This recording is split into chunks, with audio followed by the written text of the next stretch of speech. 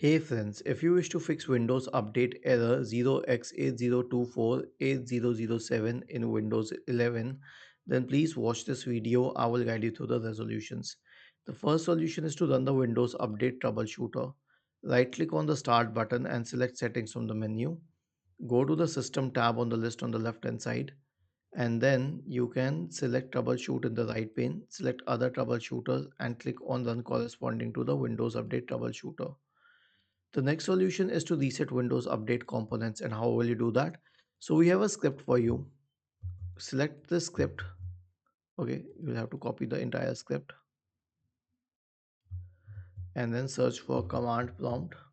Click on run as administrator, paste it here and hit enter.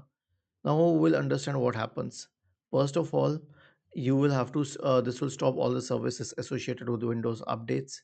Then it will delete the Windows update profile. Then it will delete the cache, all the contents of the software distribution in cat2 folders. It will re-register the DLLs, and then finally it will reset WinSock and restart all the services.